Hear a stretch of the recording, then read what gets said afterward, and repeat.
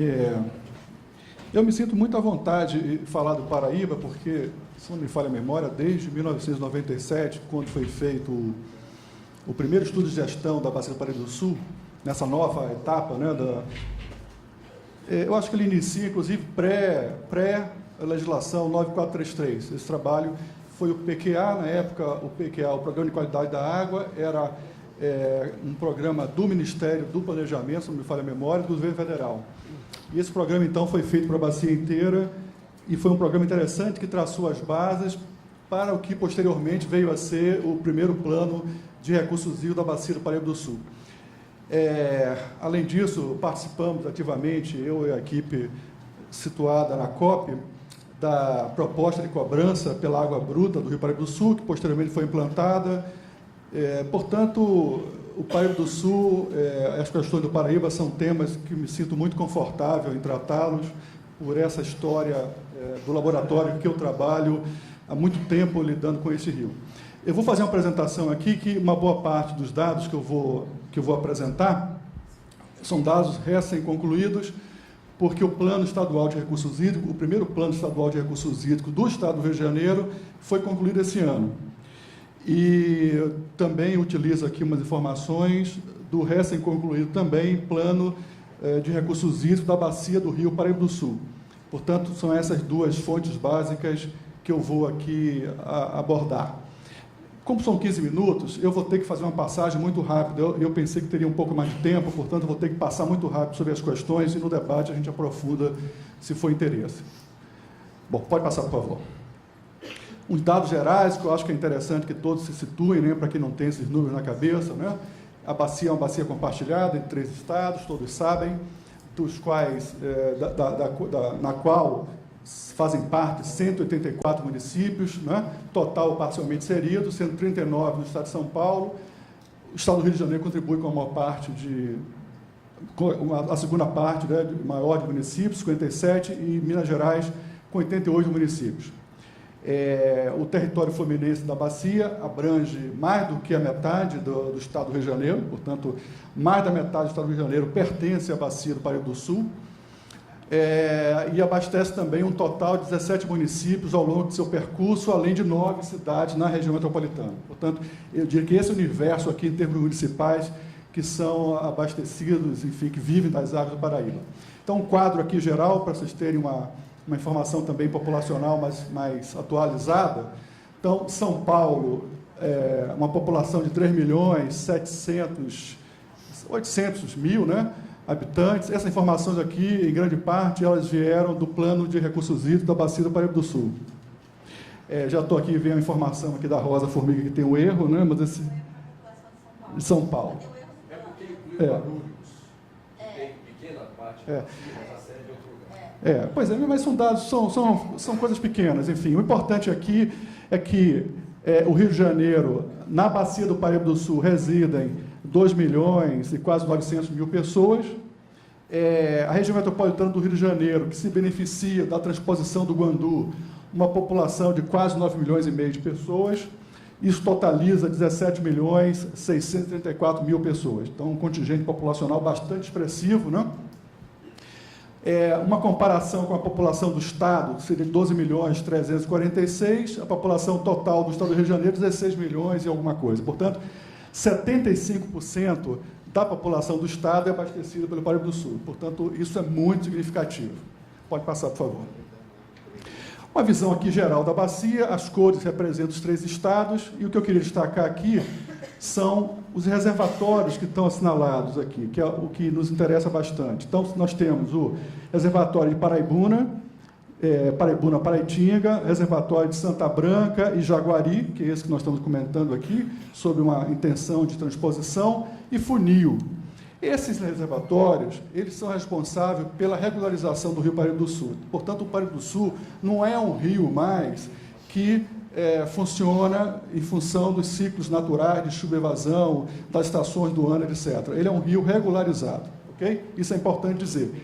Essa regularização, pode passar, por favor. Essa regularização do Paraíba do Sul, cuja vazão é determinada através da operação desse sistema, dessa infraestrutura de reservatórios, né?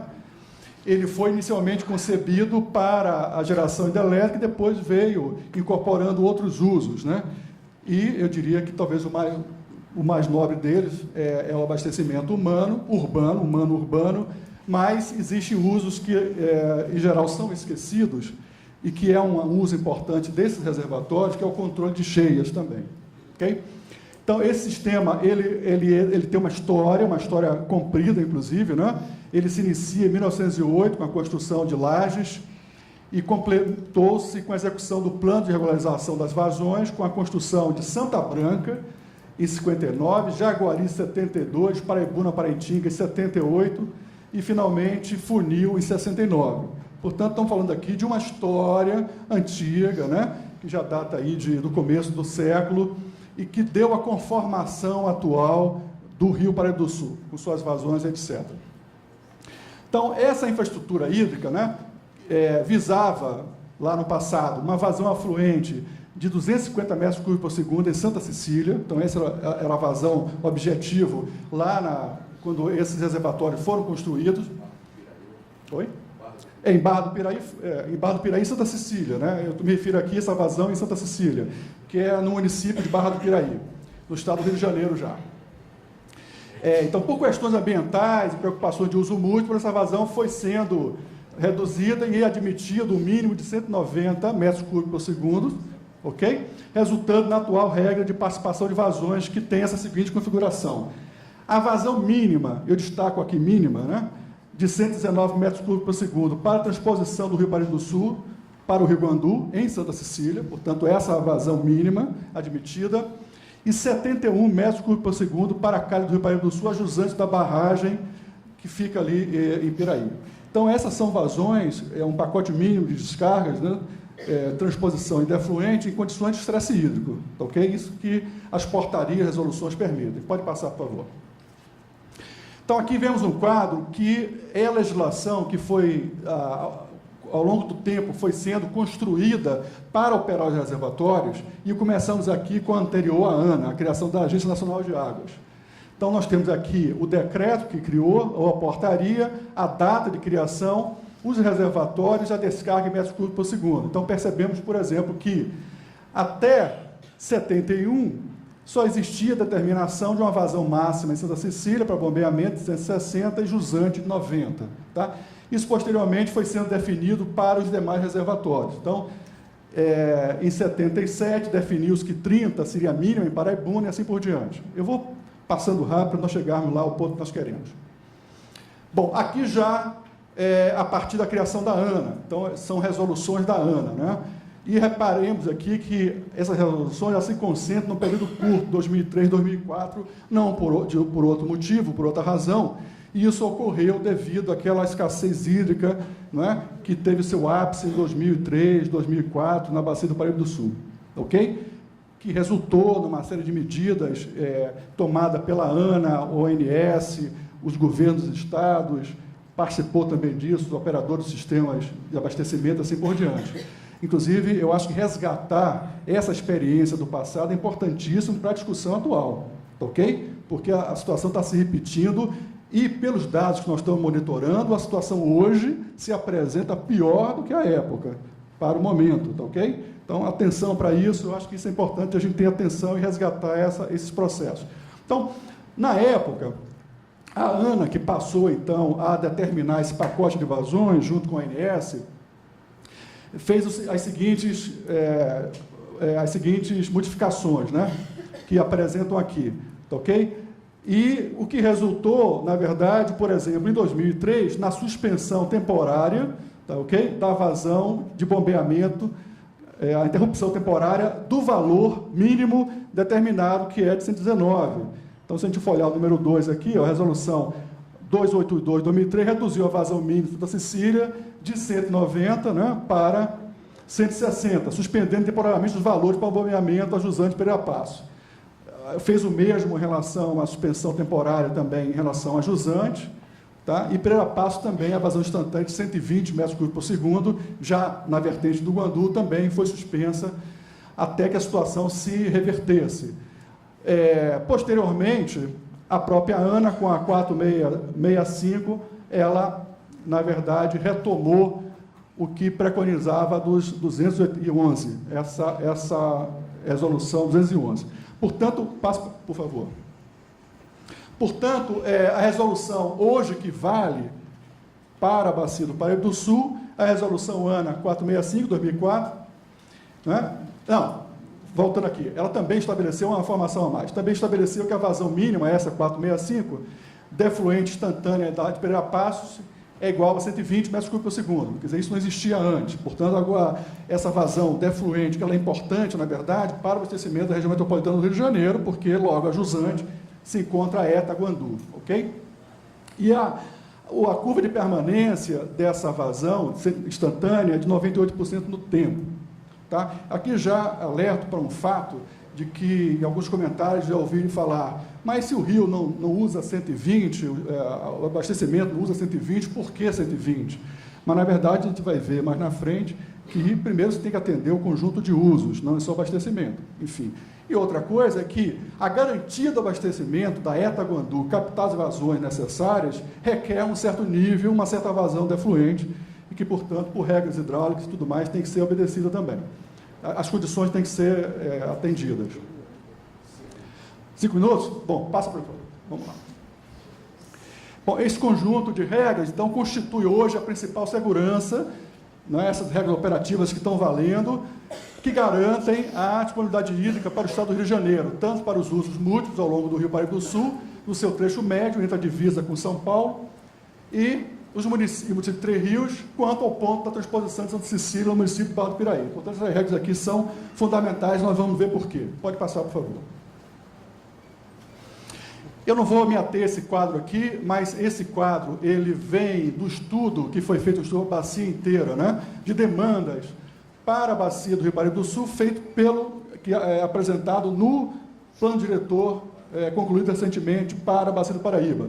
Portanto, mostra como se dá a partição de vazões, abastecimento humano, agropecuária, indústria, assim por diante, total, né? O que compete a cada estado, etc. Isso em termos de demandas, tá ok? Eu não estou falando aqui de vazões consumidas, estou falando de vazões demandadas. Pode passar, por favor. Pode passar as 3, eu falo aqui em seguida. Bom, o balanço hídrico na bacia do Rio Guandu, esse é o ponto que eu quero chegar. O plano estadual calculou o balanço hídrico atual e o balanço hídrico futuro para 3 cenários. Né? Da mesma forma que o plano da macrometrópole paulista trabalhou com cenários, é importante também, todo estudo que está olhando o futuro, você conceba cenários possíveis, né? Uma vez que a realidade futura nem a presente é determinada por poucas variáveis, nem algo muito simples de se estabelecer. Portanto, trabalhamos aí com incertezas. Portanto, trabalhamos com 3 cenários que denominamos de cenários otimista, factível e tendencial. O factível é o cenário do plano, porque, claro, o plano tem associado um conjunto de 39 ações, ok, que buscam dar segurança hídrica para o Estado, em uma série de ações. Portanto, é o cenário almejado e tem um investimento associado a isso. O tendencial é um cenário onde as coisas continuam no seu ritmo normal e, portanto, as modificações institucionais não ocorrem como gostariam que ocorressem. Mas o cenário que o plano aposta é o cenário factível. Bom, volta, por favor. Pode passar aí, eu vou seguir. Passa. Bom, esse aqui, então, é o balanço hídrico, e eu quero que vocês atentem para esse quadro, da bacia do Rio Guandu, que abastece a região metropolitana do Rio de Janeiro. Tá? Como eu tinha dito, hoje 9,5 milhões de pessoas se abastecem desse sistema do Guandu. Então, as vazões, aqui 95 metros cúbicos, não variam. Essas vazões, inclusive a própria vazão que vem do Paraíba do Sul, ela está determinada pelas regras operativas, etc. Portanto, mantivemos constante, como não poderia ser, a disponibilidade hídrica, né?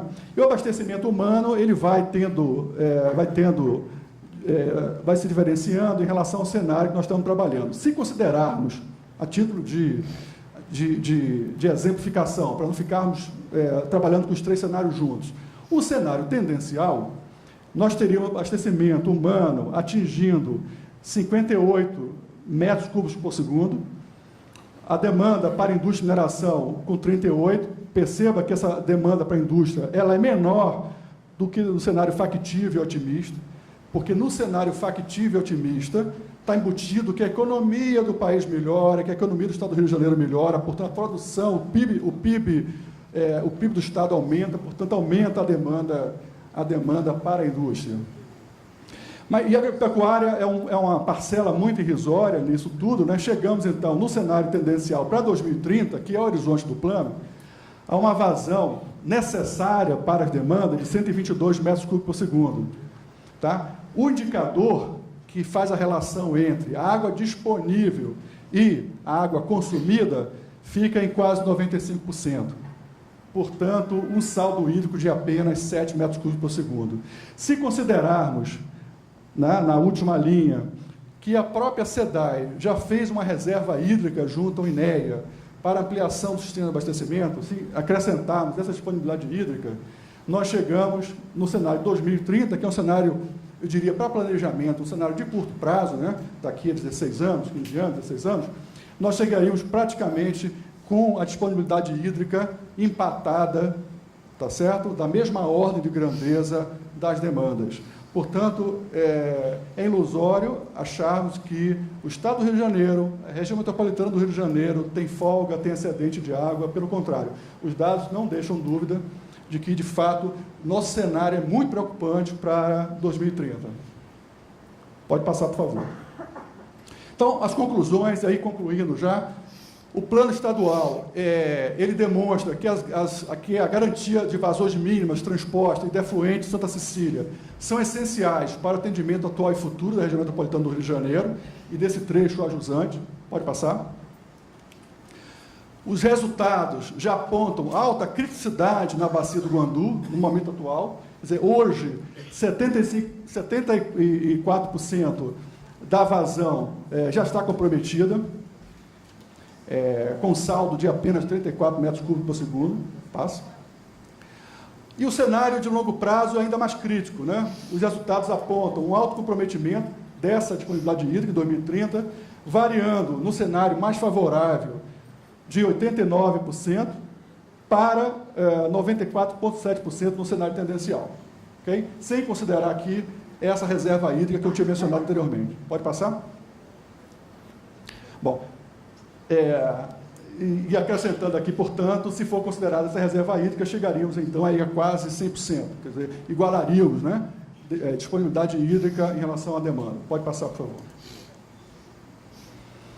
Bom, ressalta-se, aí aqui um aspecto que eu quero chamar a atenção para vocês, para esse debate, me parece que é muito importante, que ressalta-se que há indícios de dificuldade de atendimento às vazões definidas nas regras operativas atuais de Santa Cecília, quer dizer, essas regras que eu falei, que precisamos, na verdade, preservá-las, sob pena de comprometer o desenvolvimento socioeconômico do Estado do Rio de Janeiro, mas já há indício de que essas regras elas já não vêm sendo cumpridas como deveriam. Né? O balanço hídrico efetuado no âmbito do plano integrado, que é esse do Paraíba do Sul, ele já aponta uma vazão de 180 metros cúbicos por segundo no ponto montante de Santa Cecília e 62 no ponto jusante, enquanto as regras operacionais vigentes são de, no mínimo, 190 e 71. Portanto, essas regras hoje já não são atendidas. Tá ok? Pode passar. Portanto, a conclusão é que a situação tem uma gravidade tal que requer já, tá ok? A revisão dos procedimentos de outorga na bacia. Portanto, a ANA, hoje, continua outorgando. E esse é um ponto, eu acho que importante, usando critérios que, ao nosso ver, está equivocado, porque a ANA outorga com base numa vazão defluente de funil extremamente restritiva, e com isso implica que ela pode outorgar água que vai comendo essa segurança hídrica, tá ok? Essa redução, na verdade, da segurança hídrica, se permanecer o critério atual utilizado pela ANA de outorga, e também pelos estados, vai trazer problemas sérios no futuro próximo. Portanto, o plano recomenda, né, desde a suspensão de novas outorgas, até que se avance mais, inclusive, nessa discussão, enfim, avance nesse... É um momento para parar, para arrumar a casa, me parece que essa é a melhor solução a ser adotada. Inclusive, adotando critérios que levem em consideração a sazonalidade das vazões. Logicamente, aqui, nós estamos considerando vazões de restrições, né? Mas, por outro lado, há situações que há excedente hídrico, portanto, você poderia trabalhar com toga sazonal, por exemplo, incrementar medidas desse tipo. E a própria forma de operação do sistema Light, né? E é importante destacar a necessidade de manutenção das atuais regras operativas, de tal forma que essas vazões sejam garantidas para o Estado do Rio de Janeiro. Eu acho que é isso. Pode passar? Não, aí tem um mapa. Esse mapa, na verdade, ele foi construído no plano, ele é um indicador onde ele demonstra onde a situação está mais crítica do ponto de vista, sim, da escassez hídrica, aquela área escura. Esse aqui é o cenário tendencial, aquela área mais escura é a bacia do Guandu, já mostrando um comprometimento significativo da vazão do Paraíba. Pode passar. E aqui, num cenário factível, 93% já comprometida com os usos atuais, principalmente abastecimento humano. Obrigado, é isso.